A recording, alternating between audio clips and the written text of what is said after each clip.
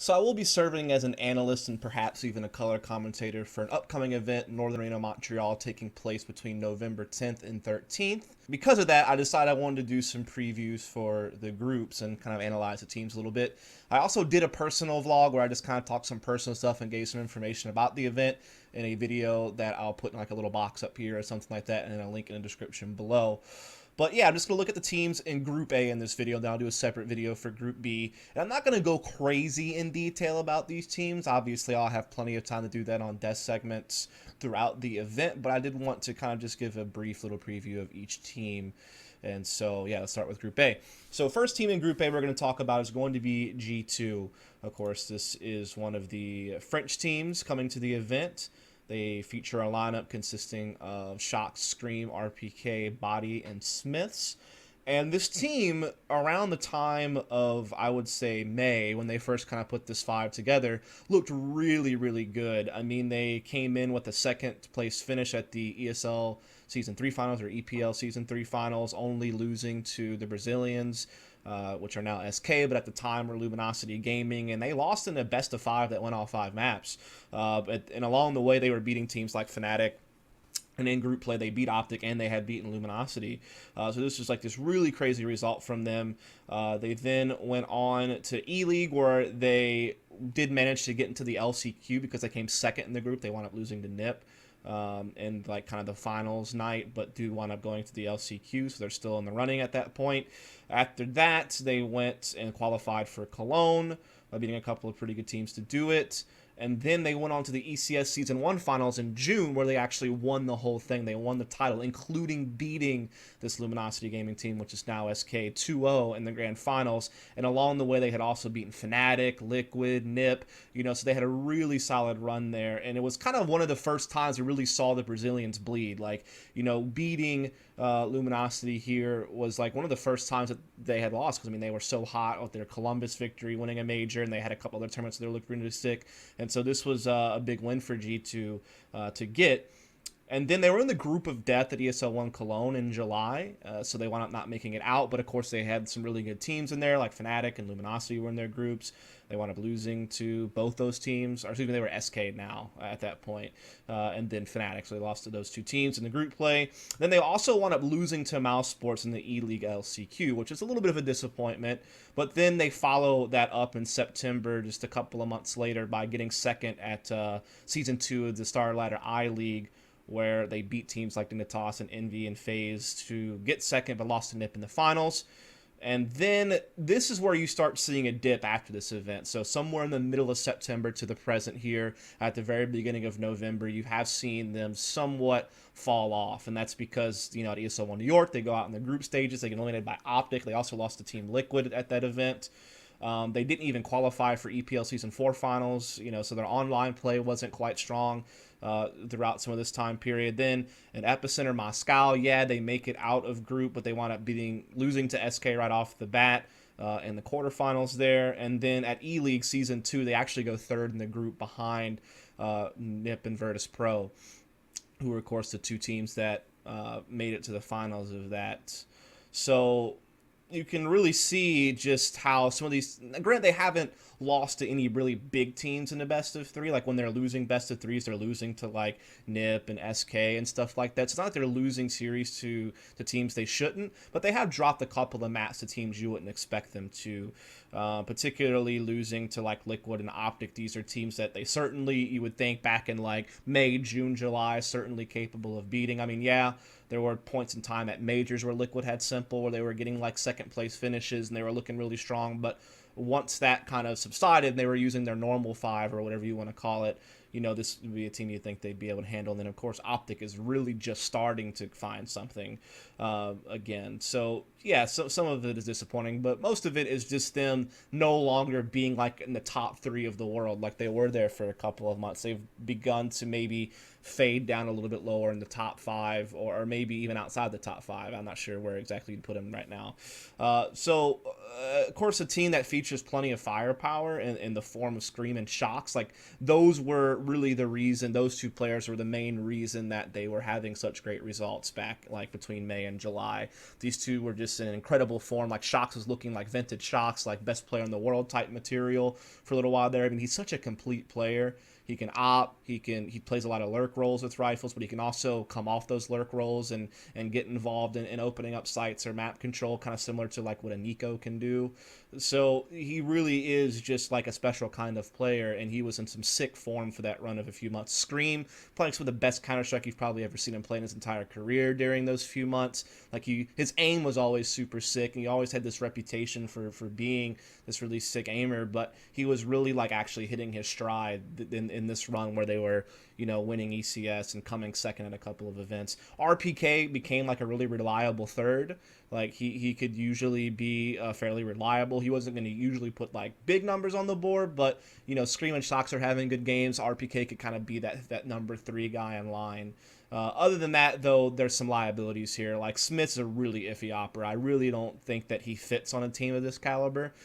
So Smith is always kind of a liability in my opinion for this team. I think he's I called him a perpetual underachiever in like this talk show I did called Put Up or Shut Up, when the question was asked, who do I think should be benched in the world, and he was my pick, just because of the caliber team G2 is, and I just don't feel like Smith really is up to par with the rest of the team. He's not even really opping sometimes anymore. Sometimes you just see Shocks take it away from him, so there seems to be something kind of weird there. Didn't really matter when they were winning a shit ton over the summer, but now it seems to be kind of an issue.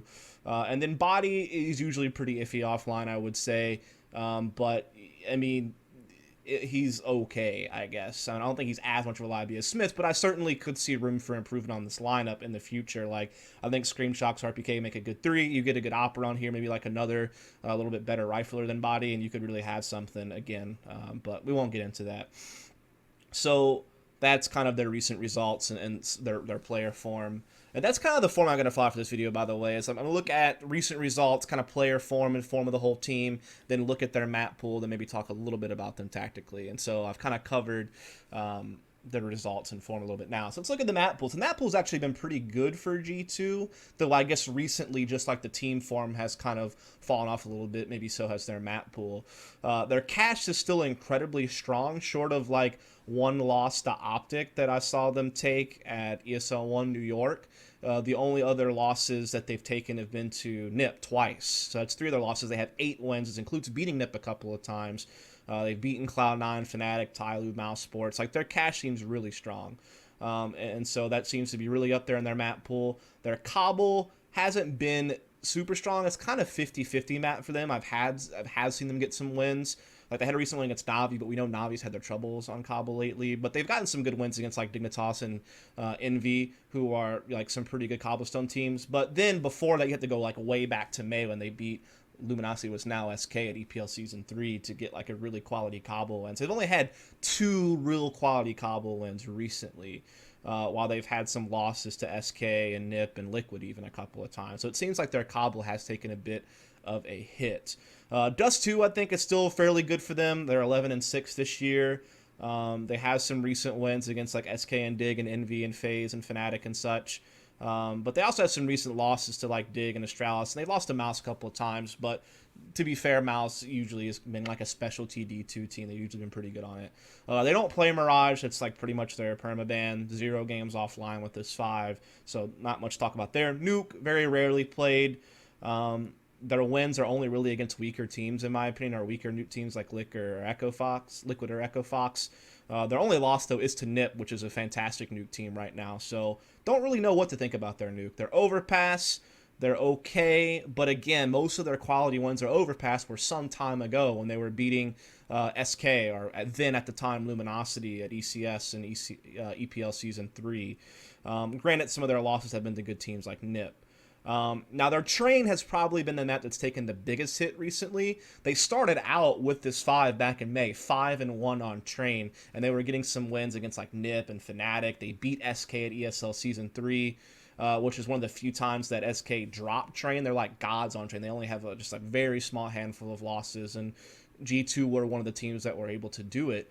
But they've lost the last 7 out of 8 times they've played Train offline. Their only win recently was even probably against like a weaker team, and they've been losing to everyone. Granted, they've lost to some strong train teams like SK and Navi and such, but still, like their train record has really just not been anywhere near where it was when this team first started putting up some big results this summer.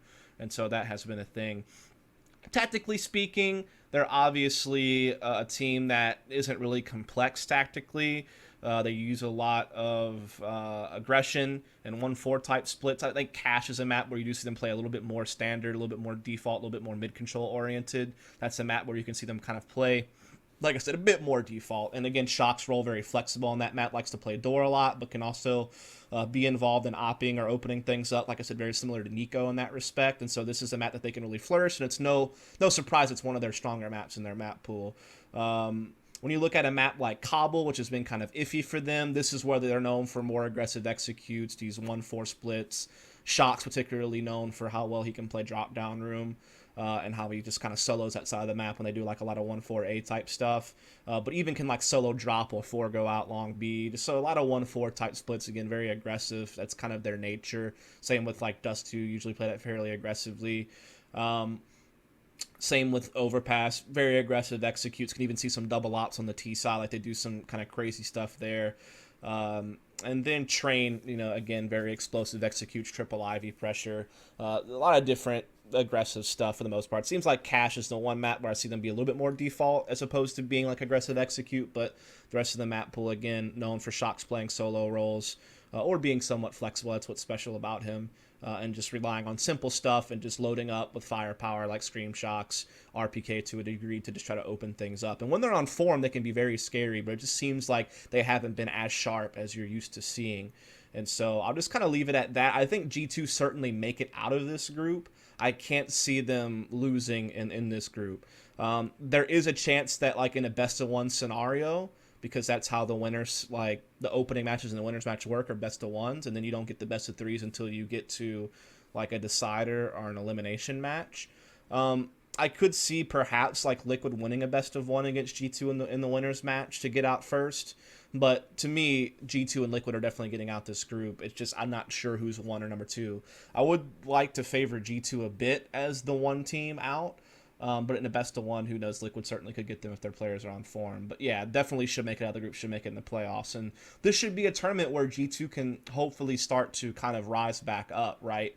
They were like just an excellent team this summer, one of the top 3 teams in the world. And this is an event where, yeah, there's a couple of decent North American teams here like Liquid and Optic, but they're really their only big competition to truly worry about at that point is going to be a team like Envious, who they've usually been able to kind of beat in that rivalry. Though some of the players on Envious have been playing much better and looked in better form than some of G2's players in recent times. So that'll be kind of interesting to see how that pans out. But this should be a tournament they should win, if they're really going to get back to their glory days of 2016, I guess is how I'll leave that. So the next up is going to be Liquid, and this is a team that has only played a few offline events, or really only a couple of offline events since like Pimp came on board. Pretty much all they've played is ESL1 New York and the EPL Season 4 finals. But prior to that is back when they were playing Cologne, when Simple was on the team, and JDM had just gotten on board, and they still had Peacemaker coaching them. So they're just going through a coaching change as well. Like I think this will be their first event without a coach, without Peacemaker, unless they pick one up before Northern Arena Montreal comes in to play. I don't really know. I know they're actively searching for coaches, but I'm not sure if they'll land one before this event. They've also been playing musical chairs with their in-game leader, which has been something that's happened on previous laps throughout the entire year. But even with this 5, they've changed between like Nitro doing it and Hiko doing it. And now they don't even have a coach as a backbone anymore. They could still obviously run the same system and maybe fish out some of the same tactics that Peacemaker had in place, or that they had in place even further back than that. But yeah, like they're kind of in a weird place with the lineup and with leadership on the team and things like that. So that's kind of something to kind of keep an eye on for this event, certainly. So yeah, like I said, only played 2 offline events with this 5. They placed top 4 at ESL1 New York, in group play. They beat G2. They beat Fnatic a couple of times on Dust 2. losing to VP and Navi in the group. Then they play Navi in the semifinals, and they take a map off Navi on Cobble. They play a very competitive game on Train, and then they wind up losing Dust 2. Then after that, EPL Season 4 finals, the only other offline event that they've played with this 5, they go out in group stages. They don't only pick up one map win, and that was against Immortals on Mirage, but they had 2 just blowout losses, once to Optic on Train, once to Envy on Dust 2, and they had a close loss to Mouse Sports on Mirage. Also, their online play has not been that sharp. I mean, they played a good Cyberpower PC tournament in August where they took second to Cloud9 after beating Optic and the Brazilian team Luminosity, not the one that became SK, but the actual current Luminosity Brazilian team. But like their EPL record, they almost didn't even make it to the EPL finals. They only made it because Renegades had to drop out. They were actually ranked 7th in the league at a 14-10 record or something like that, something similar. And so, yeah, like their online play there wasn't quite good. And then ECS, they've been dropping maps to CLG and Energy. They got O2'd by Immortals where they weren't even competitive. So their online record, even there, I think right now is 4-6. So I don't even know if they're in playoff contention for ECS Season 2 right now. So it's been something that's been kind of troubling, is their online play. And the fact that their most recent offline showing did not go well at all. And that's actually EPL Season 4 funds was they weren't being coached by Peacemaker there either, because Peacemaker was actually like an analyst there for the Brazilian stream. And that was I think one of the first events that Hiko was in game leading, because I think at New York Nitro was. So again, weird leadership stuff going on there. Individual form-wise, just looking at some of their players, it seems like Elige has been playing pretty well. Like he had a super sick event at New York, like probably the best event of his career. Really just solid showing at that. He was also really good at Cologne next to Simple to help lead them to their second place finish there. So he's looked really good. EPL Season 4 finals didn't go so well for him, but all in all, he's been like kind of the star of the team in my opinion. Especially since Simple's departure. Like, he's really just sick entry fragger, aggressive guy, plays really well, sick mechanics. This is definitely the guy that needs to show up for Liquid for them to have a good Montreal event here. Nitro is a capable guy, but he's been stuck in an in-game leader position a couple of times this year, and I feel like that's really hurt him. I feel like he hasn't been the same since he's had to take on that role. It seems like he's gone through like a fucking identity crisis throughout this year. Like he was even opping towards the beginning of the year for a short time. He's just like been trying to find himself, I feel like, and he's not really sure of himself in some regards. And I think sometimes he just gets forced into things that maybe he shouldn't be doing or doesn't want to do, or a combination of those two things. But certainly a very capable rifler. So yeah, I don't know what to expect from him going forward, especially until this team gets some real structure behind them. I don't know how he'll do, but certainly he's a capable rifler. Like the Elige Nitro combo has always been like one of the big things for this team. I would say JDM opping hasn't looked as good lately as you would hope. Like he didn't look as good at New York and EPL. He really hasn't had like a big land since like the Columbus days with CLG, where he was like vying as being like the best opera in North America over Skadoodle, and was even like coming up the international rankings. Like he was really good really early this year, but it seems like since he went on Liquid, he hasn't maybe been like fit in well enough, or I'm not really sure. You can have the occasional game where he looks good, but he has like a lot of average games where he'll go like neutral KD ratio, so he's not like hampering the team too much, but just not being like that explosive JDM that you could expect, one that can have a huge impact. So that's certainly someone to keep an eye on. I think Pence looked pretty good for this team so far. Like he looked really good in the debut at ESO in New York, in my opinion. He's been playing well online for them. He had a rough EPL event though, sure, where they went out in groups, but I think he's actually done pretty well for like being new to the team, not being there as long, and all that good stuff. I think he's actually been well. I think he might even be in some cases like the second best player on the team behind Elige in a lot of the games that they play, to be quite honest, at least statistically speaking. Next up is Hiko, which Hiko is just not the Hiko of old anymore. It's kind of weird because I felt like he had a slump for a while, but then around the time of MLG Columbus, he really seemed to like pick it up, and he really seemed to be getting back in really good form. He was putting up some great numbers. He also put up some great numbers at Malmö, despite the whole team not doing so hot. But, you know, at Cologne and at ESL1 New York and at this EPL Season 4 event, he just hasn't looked as good. And I know that this is like a sore topic because Hiko's like such a big name, and like the Hiko was right meme is strong, and he obviously like is a legend in NA Counter-Strike because there were periods in time where he was the best player in North America, and he was like the heartbeat of Cloud9 for a while there, like mostly in 2014, I would say, and he was a big part of Complexity prior to that.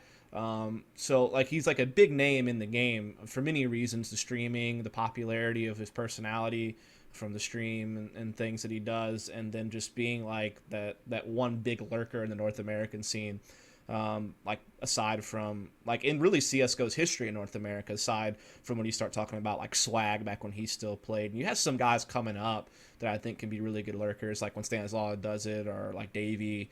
Like there's definitely some other lurkers coming up, but he was like he was the first like real big name lurker in the NA scene, but he just hasn't played as good lately. And I know that now he's doing some in-game leading as well, which is something he hasn't really done a lot. I think he did it like once or something in 2015 when he was like subbing in for Elevate with Skadoodle. It was like Hiko, Skadoodle, Desi, Roka, and I can't even remember, Rush, I think. Like played this one Sivo LAN, and he in-game led that team at that event.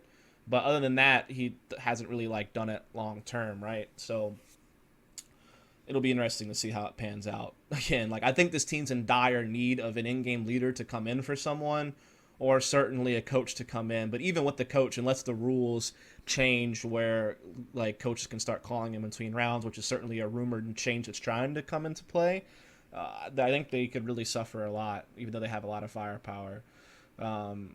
Map pool wise, they've always been like a pretty comfortable team playing like Cash and Dust 2. I would say, though their online play on both those maps haven't been as good as you'd expect. I know their Cobble is pretty decent, particularly online. Online, they've only played it once with this 5, which is against Navi, which are a struggling team on Cobble right now. Their Mirage is also really comfortable online, but on LAN they haven't really had any big results. Like they've been losing to most of the international teams they've played against on Mirage. Their Nuke they haven't played offline with this 5 yet, and online it's been iffy.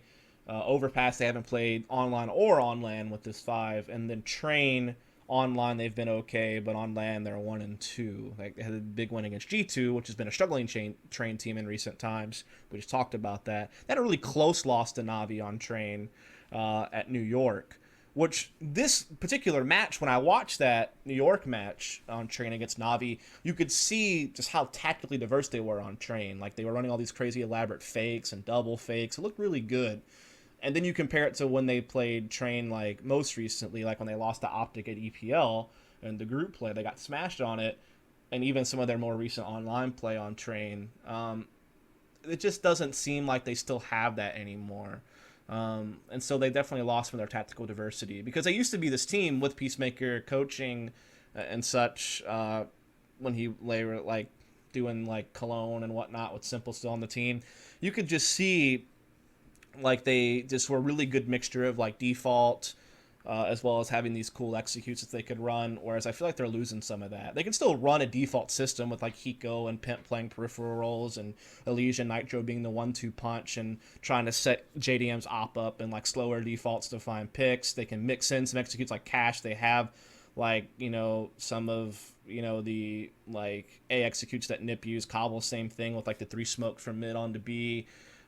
Mixing in like typical executes as well, like heavy executes on B and such. Their D2 mid B play and catwalk aggression. Mirage, they have, you know, a default mid control that they can run with some also mixed in some 1-4 execute. So they have this ability to switch modes and be like, you know, in some cases unpredictable, because they can switch from the default slow methodical style to these faster paced plays. But I just feel like they're losing some of that with the leadership struggles they have now. And so this is certainly a LAN that they should, you know, make the playoffs of. I mean, yeah, I could certainly see them losing to G2, but they should be able to handle a heroic or a complexity to get second out of the group, even if they can't get past G2 in like the winners match or what have you. It is, I mean, I don't know. This is a team that I still feel doesn't isn't grounded enough yet. Like, coaching is certainly a question mark. Whether or not there needs to be a roster change to like bring in a true in-game leader to lead this team, since it's been juggled around so much. Why not grab a Sean Gares if this Echo Fox project is falling apart? Unless Echo Fox are gonna like make a big rehaul and like rebuild around Sean. Certainly the relationship is there with Hiko, and if like Sean really wants to redefine the second half of his career, like this is a much better lineup to lead and try to fix tactically when you have so much firepower on it. I don't know if that's something that's going to happen. I don't know. This is a team that certainly I have my eye on as far as how it's going to evolve from here, because most recently they've been disappointing despite the fact that some of this crazy Cologne stuff they did. And even New York with this 5 wasn't that long ago where they made top 4. So just some real recent struggles. I think leadership's been the biggest problem because the firepower is certainly there. And so we'll see how they can do at this event. But again, certainly I'd expect at least for them to make playoffs. Now, let's look at Heroic. So with Heroic, they were starting to look really like a really cool team back in August when that Power Land, they were beating Astralis and Dignitas. Then they came to Toronto in September. They took 3rd there. You know, they beat Optic to do it, lost to Cloud9 in a pretty decent best-of-3 series.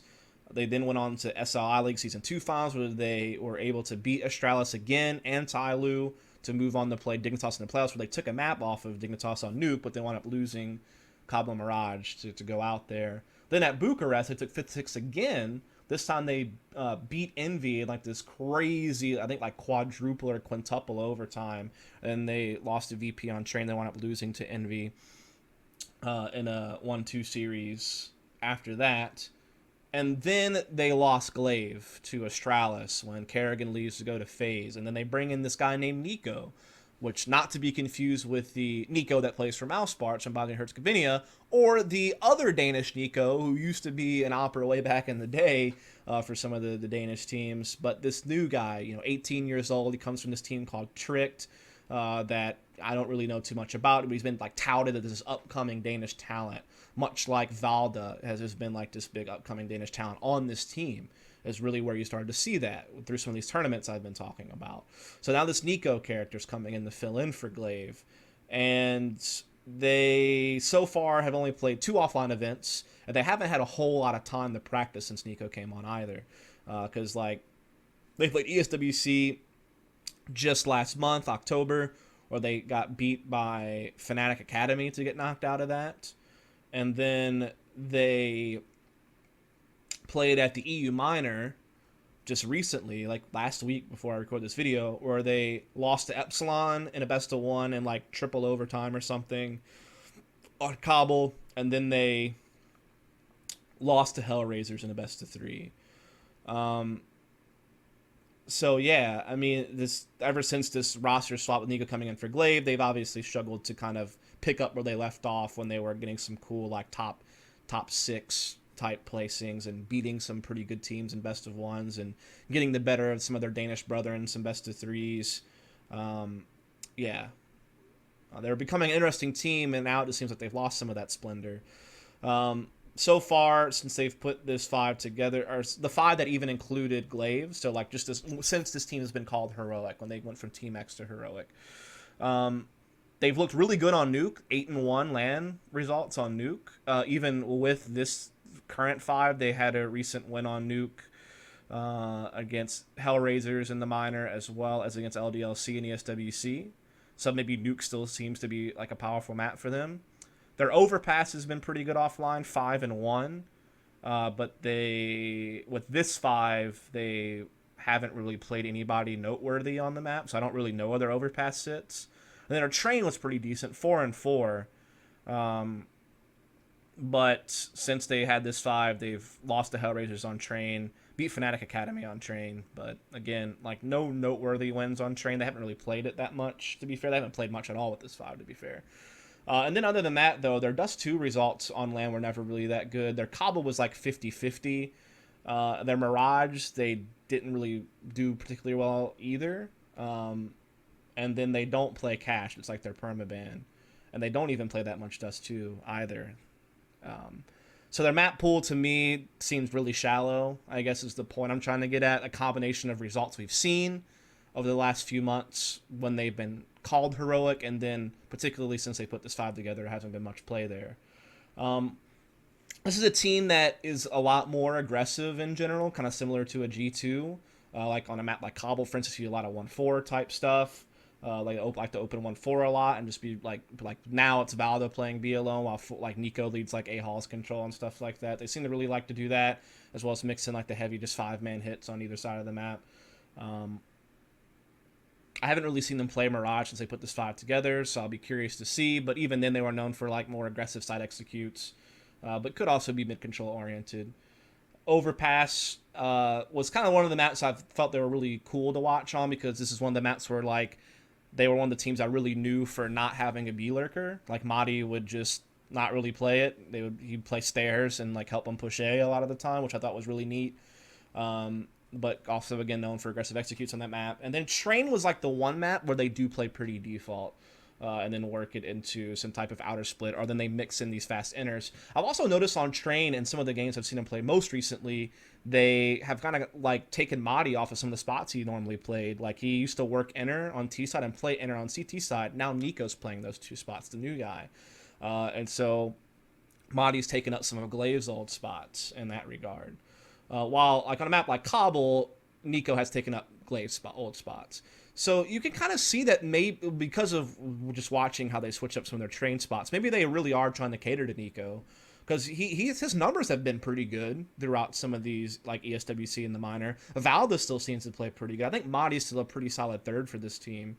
So if those three can play well, they certainly could challenge like a challenge to get out of this group. I think Liquid and G2 are the favorites to get out of the group. They certainly could challenge if like Nico and Valda are playing really well. If Madi's playing really well, if that three can hold up and they can get this aggression to work, they certainly could be like a dark horse type team. It's just you haven't seen anything from them yet since they put this five together to really merit saying they'll definitely make it out the group, like I have said for like G2 and Liquid. Definitely a question mark over this team for me since the roster change, and I'm not really sure how to feel about them. That was kind of getting excited about them before they lost Glaive, because I felt like Valda and Glaive were like this really cool combo. Like they would do double drop control on Cobblestone, for instance, which would be really neat. Just the way they played Overpass together. Like it was just really cool to watch those two work. And now they've really lost that. So I think that hurts, because Valda was like really learning from Glaive, and he was really learning from this team. Like this is a team that was making a name for himself with, and yeah, it just seems like it's kind of fallen apart with Glaive departing. So not really sure how to feel about this team, and I'll just leave it at that. Then last but not least, we'll talk about complexity here at the end. This is the team that I think has no chance of getting out of the group. No offense. They've been through hell. They've been through hell this year. They've had so many roster transactions, like dating back to even when like Simphus and Automatic left for TSM. Then you had so many different players coming in and out, like Roka eventually left, Sangston eventually left. They had Whitmer in and out. They just got Ape like in September for the Toronto event to step in for Whitmer, and now he's just become a permanent part of the team. They've had like Surreal and Def come in. They picked up Android. Like they've been through just a crazy amount of roster turmoil, and I think that certainly hurt. Results wise, I mean, they've never really taken maps off of any of the big name teams in NA. Like they did win one map off of Immortals in EPL Season 4. Other than that, every time they play like an Immortals or an Optic or a Cloud9 or a Liquid or an SK, or even like when they play Energy, they usually lose. All those games, they did take one map off of Energy and ECS, but otherwise they've been getting torn up by anybody like within the top 6 of NA in online play. In fact, when you look at their online map numbers, like over the last few months, they've played around 40 maps, like give or take a map or two, like maybe upwards to like the high end would be like 45. And they've played at least 40. So they've played between 40 and 45 games. And they've only won between like 12 and 15 out of those 40 to 45 games. So yeah, like, I mean, at that point, you're basically winning roughly like less, like somewhere between like 25 to 30% of the games. That's a really low win rate. Like it's really down there. Like if you go to the most extreme end, I think it's like around like 25, 26% or something like that. Like it's not good. They played one LAN together, which is Northern Arena Toronto, which is when Ape at the time was just like standing in for Whitmer. He wasn't a permanent member of the team yet. And they beat that Rogue team, which now has like Victor and Bubble on it with Katie and Tinsky and Glace. But they had Maniac and HS, I think, on the team at this time. They made the roster change right after this Northern Arena Toronto event to bring on Victor and Bubble, actually, or sometime shortly afterwards. And then, other than that, they took a map off of Echo Fox on Cash, but then wound up losing and not making it past the group stage, I don't think. And then, other than that, yeah, they've just seen them like play online league play, which hasn't gone well for them in ECS or EPL. They've played like in some qualifiers for E-League Season 2 and ESO New York qualifiers, and they play like IY Power Fall. Granted, in all those tournaments, they were played against really good teams off the bat because they're always like a low seed, so they're always playing a high seed immediately. Like they had to play against Immortals in the first match of IY Power Fall and lost.